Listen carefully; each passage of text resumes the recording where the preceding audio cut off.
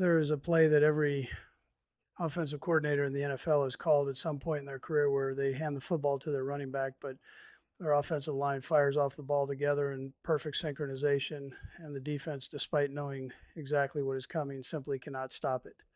And I want to talk about why that happens, because that moment right there is the entire reason why running the ball will never die, no matter what the analytics crowd tells you. People love to throw around yards per play and EPA numbers to prove that the run game's inefficient and that teams should just throw it every single down. And you know what? In a vacuum, they're not entirely wrong. Passing is more efficient, but football is not played in a vacuum, and efficiency is not the only thing that matters once you cross the white lines. So today we are breaking down the complete playbook for running the ball. We're going to cover the philosophy behind why teams run in the first place, the blocking concepts that make it all work, the specific run schemes you will see on Sundays, and how the best offensive minds in football use the ground game to set up everything else. And before we get into it, go ahead and like the video right now. Football will appear when you do, and it genuinely helps the channel more than you know. Now let's get into it. Let's start from the very beginning, because before you can appreciate any specific run scheme, you have to understand why teams run the football at all. And really understand it, not just the surface level answer of to keep the defense honest. Because that phrase gets thrown around constantly without a lot of people actually explaining what it means in practice. The most basic answer is field position. If you line up your offense at your own 1 yard line, the shortest possible path to the end zone is a straight line directly up the middle of the field. And if your offensive line can physically overpower the people across from them, if they can drive them backwards and create lanes, you are going to move the football. That is football at its most fundamental level. It is a game of leverage and power and execution, and the run game is the purest expression of those things. But the second reason teams run is where things get really interesting. This is the one I don't think gets discussed enough at the fan level. When you can consistently run the football, you force the defense to commit more bodies to stopping it. You force linebackers to stay in the box. You force safeties to play closer to the line of scrimmage. And the moment a defense does that, the moment they overload the box to take away your run game, you have changed the math of the entire rest of the game. You have thinned out their coverage in the secondary. You have created one-on-one matchups on the outside that would not exist if your receivers were facing a defense playing two high safety shells all day. So when coaches talk about running the ball to set up the pass, they are not being old-fashioned or sentimental. They are describing a very real and very calculated strategic chain reaction. The run changes the box changes the coverage, and the coverage creates opportunities for your passing game that simply would not be there otherwise. And then there's a third reason, which is the most honest and the most physical of all. Football is a war of attrition. It is played over 60 minutes and across a 16 or 17 game regular season by human beings who have to absorb punishment on every single snap. When you run the ball effectively, you wear down the people trying to stop you. Defensive tackles who have to fight through blocks on every running play are going to have less gas in the tank in the fourth quarter. Edge rushers who are getting cut and combo blocked and double teamed all game are going to be slower off the ball when it matters most. So you are not just trying to gain 4 yards on a given play. You are making deposits into a physical bank that you are going to cash out in the fourth quarter. The great run-heavy teams in NFL history understood this at a cellular level, and the great offensive linemen of this era understand it too. Now here is where I want to spend a significant portion of today's video, because I think this is the most underappreciated part of the run game at the fan level, the blocking. Because if you just watch the ball carrier, you are missing the entire game within the game that makes running the football possible in the first place. There are a lot of different blocking techniques that offensive linemen and tight ends and fullbacks use on running plays, and I want to walk you through the main ones, because once you know what to look for, you will never watch a run play the same way again. The most basic block in football is what is called a base block or a man block. And this is exactly what it sounds like. You are blocking the defensive player who's lined up directly across from you. You engage him, you get your hands inside, and you drive him backwards out of the running lane. So it sounds simple, but doing it consistently against elite defensive tackles at the NFL level is anything but simple. That is a skill that takes years to develop, and a lot of guys who look like they should be able to do it in college find out very quickly that the guys across from them in the league are a different animal entirely. Down block is when a lineman blocks at an angle away from the direction of the run toward the inside gap. This creates a natural leverage advantage because the offensive lineman is working with the angle rather than against it, and the goal is to seal the defender away from the play. You will see this constantly in power and gap schemes, and it is one of the reasons gap-based run concepts work so well. The angles just make the blocking easier. Now, a reach block is the opposite challenge, and it is one of the hardest things to ask an offensive lineman to do. A reach block requires a lineman to get lateral movement and get his body around to the play side of a defender, essentially blocking someone who has an initial position advantage. Linemen who can do this consistently are extremely valuable in zone blocking systems, and it is why you see teams pay big money for offensive linemen who have both size and athleticism. You need people who can move, not just people who can push. A cut block is when a lineman throws his body at the legs of a defensive player to take him off his feet. Now, this is only legal at the NFL level inside the tackle box, and it has been eliminated from a lot of lower levels of football because of the injury risk involved. But inside the box at the professional level, it remains a tool, particularly in certain short yardage situations. One of the most powerful and satisfying things to watch in the run game is a well-executed double-team block, which is exactly what it sounds like, two offensive linemen working together on the same defensive player. The goal of a double team is not just to move the defender.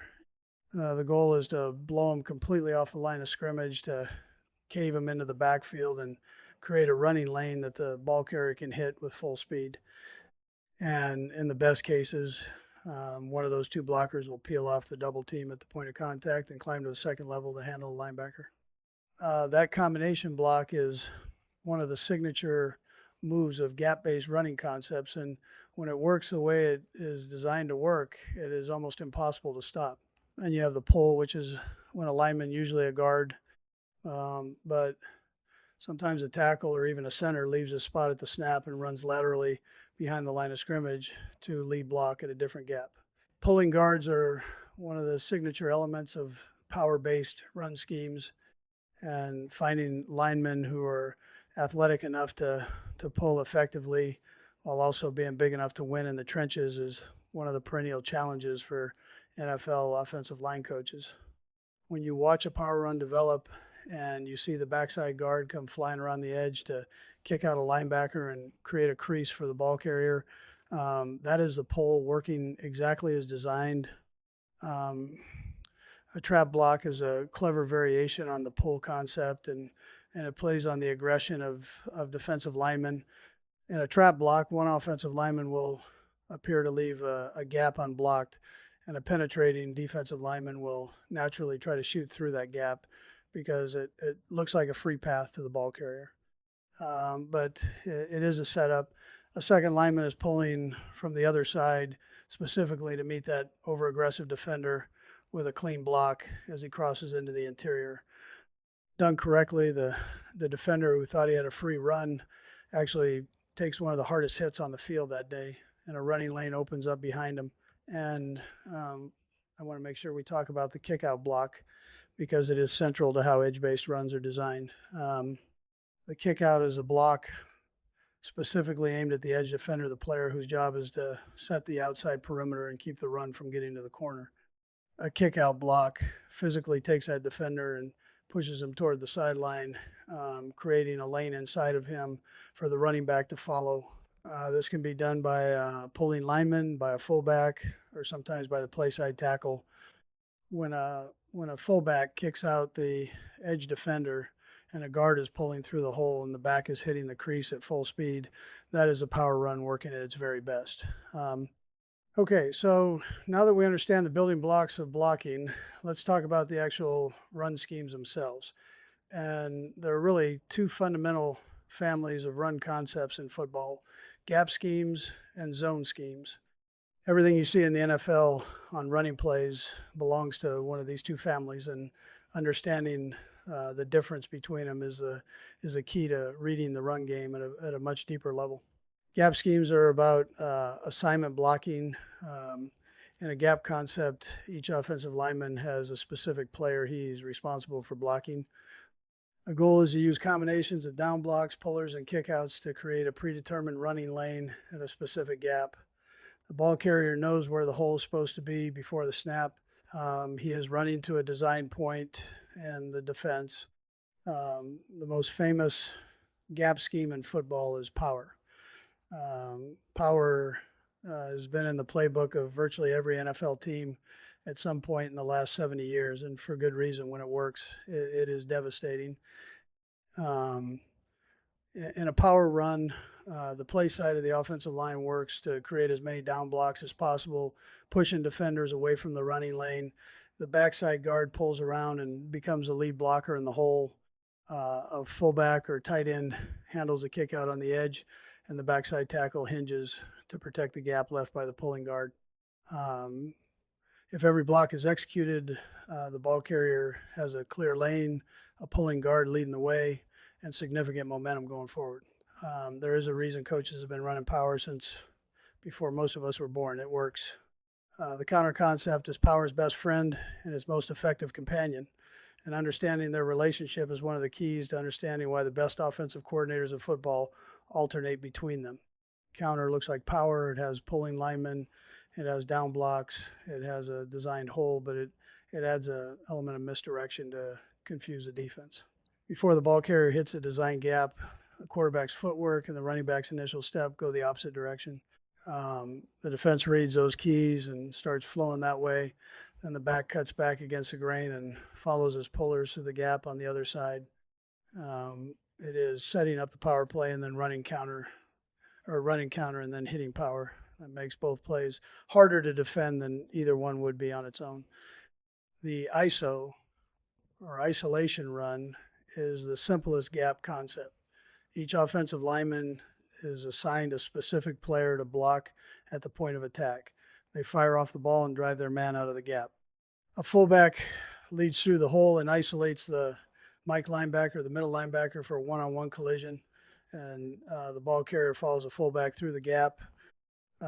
This is a short yardage staple because of its directness and its power. When you need 1 yard, you know exactly where the ball is going, and so does everyone else. The question is simply whether your guys are stronger and more physical than their guys.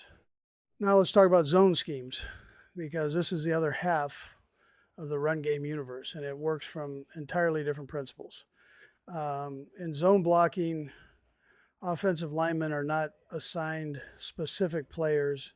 They are assigned specific zones, areas of the field, and they block whoever enters their zone. The direction of the run determines the direction everyone flows, and the ball carrier is not reading a predetermined hole. He is reading the blocks as they develop in real time and choosing his cut point based on where the defense gives him space. Inside zone is the foundation of many of the most successful offenses in NFL history, particularly over the last 20 years or so. The entire offensive line steps together in the direction of the run.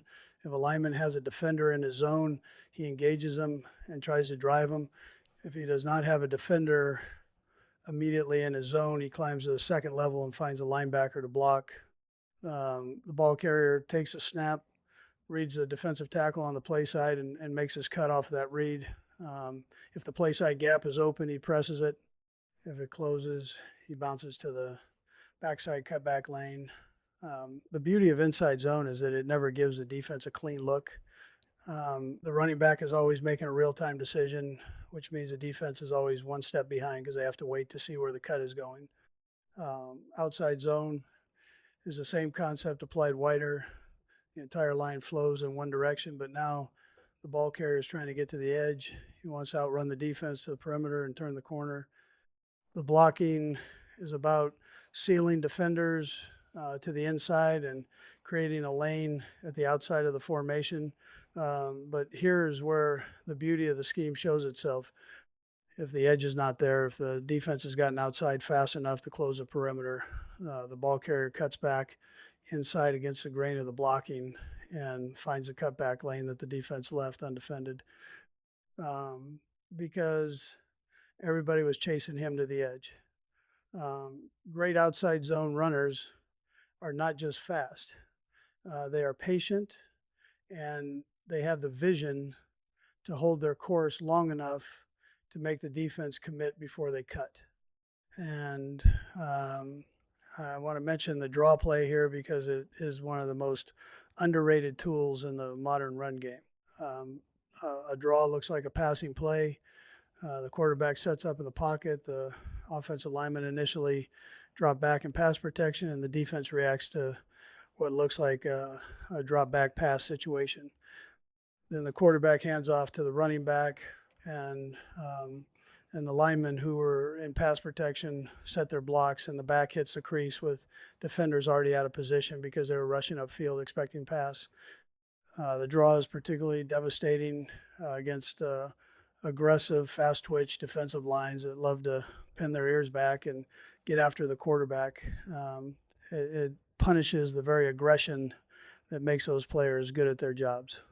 And now I want to talk about something that does not get nearly enough attention in football conversations at the fan level, and that is the option game and how it has infiltrated the modern NFL through the read-based concepts that quarterbacks like Lamar Jackson and Josh Allen have turned into genuine weapons, because the option is not just a college football concept anymore. It is changed how defenses have to prepare for mobile quarterbacks, and it is fundamentally altered the math of running the football in the modern game. In its simplest form, a zone read has the offensive line blocking a zone run while leaving the backside edge defender completely unblocked. The quarterback reads that unblocked defender before deciding whether to hand the ball off or keep it himself. If the edge defender stays home and holds his gap, the quarterback hands off and the ball carrier follows his own, blocking to the play side. If the edge defender crashes down to take away the handoff, the quarterback keeps the ball and attacks the vacated edge, and either way, the offense wins because they have turned an unblocked defender into the key to their own decision. The defense is always wrong because they cannot both take the handoff and take the quarterback at the same time with the same player. And the RPO, the run pass option, is the evolution of this concept into its most modern form. In an RPO, the quarterback has the option to hand the ball off, keep it and run, or throw it to a receiver, depending on what the defense gives him. A linebacker who is crashing the box to stop the run. The quarterback throws it over his head to the receiver who just got open because that linebacker vacated his zone. A safety who is sitting back in coverage expecting a pass. The quarterback hands it off, and the defense does not have enough bodies in the box to stop the run. The RPO has made life miserable for defensive coordinators at every level of football because it forces the defense to be right about multiple things at the same time. And the quarterback's making the decision after the snap based on what he actually sees, not what he expected to see. Now, let's pull back and talk about how the best offensive minds use the run game strategically over the course of a full game, because this is where the chess match really reveals itself. Great offensive coordinators think in sequences, not individual plays. They're not just calling runs because it is 2nd and 4, and that seems like a good situation to run. They are calling runs that are designed to set up plays they plan to call 3 possessions from now. They're using first half runs to create tendencies that they will exploit with play action fakes in the fourth quarter. They are establishing certain formations in the run game early so they can come back to the exact same formation in the fourth quarter and throw a deep ball when the safety cheats toward the line of scrimmage, because he has seen that formation all day and thinks he knows what is coming. And this is why efficiency metrics alone will always fall short of capturing the complete picture of what running the ball does for an offense. A draw play that gains 3 yards on 2nd and 8 might look terrible in the box score. It might have a negative expected points added value.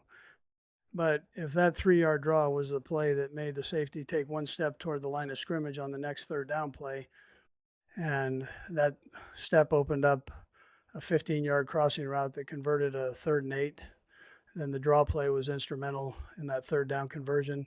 The analytics model can't measure that. It doesn't know that one play set up the next. Only coaches who are thinking 3 moves ahead and film rooms full of people who study this stuff full time can fully appreciate those connections. And the best offensive lines, the truly elite offensive lines, understand this too. When you watch the really great ones, the ones that anchor the best rushing attacks in the league, you notice that they are not just winning individual blocks. They are wearing the defensive line down over time. The third quarter against a team that has been fighting through combo blocks and double teams and traps and pulls all afternoon looks very different from the first quarter. The defensive tackles who are blowing up the gap assignments in the first half are playing with heavier legs. The edge rushers who were threatening the perimeter early are taking a split second longer to get off the ball. And the ball carrier who was getting stopped for gains of 2 and 3 in the first quarter is suddenly breaking long runs in the fourth because his offensive line has done the cumulative work to get to that point. There is a reason the running game has been at the center of every championship formula in NFL history, even in eras dominated by passing offsets. The 2023 and 2024 Kansas City Chiefs won back-to-back Super Bowls with an offensive line that could run the ball when they needed it. The 2024 Philadelphia Eagles won with a physical offensive line that could drive people off the ball in the fourth quarter of big games. The Seattle Seahawks built their dynasty in the early 2010s on the foundation of Marshawn Lynch and a physical run game. This is not a coincidence. Championship teams throughout history have had the ability to impose their will on the opposition through the running game when the moment demanded it. Not every down, not as the primary strategy in every game, but when the moment calls for it, the great teams can run the ball and no one can stop them. And here is my overall take on where the run game stands in the modern NFL. It is not the dominant force it once was. The passing game has won the rules battle over the last 2 decades, and the league has been transformed into a passing-first environment. Anyone who tells you otherwise is ignoring the data. But the run game is more important, not less, precisely because of that transformation. In a league where everyone is throwing, the teams that can run effectively, that can chew up yards on the ground when the defense is sitting back in soft zone, they can pick up blitzes with a physical running back in protection. They can pound the ball late in games to protect the lead. Those teams have an element that most of their opponents do not have or cannot replicate. The run game is not dead. It has actually become a differentiator, and the teams that invest in it, that draft offensive linemen in the first round, that spend on quality running backs, that build their offensive identity around the ability to run when they need to, those teams are the ones competing for championships when January comes around. Understanding the run game at this level, knowing the difference between inside zone and outside zone, understanding why power is so hard to stop when executed correctly, recognizing a trap block or a pull the moment it happens, it changes the way you watch football on Sundays. You stop just watching the ball carrier and you start watching the entire battlefield. And that is when the game really opens up and shows you everything it has to offer. I hope you enjoyed today's video. And if you did, please like the video and subscribe. We are closing in on 200,000 subscribers on this channel, and I cannot tell you how much the support means. Until next time, please be safe and have a great day.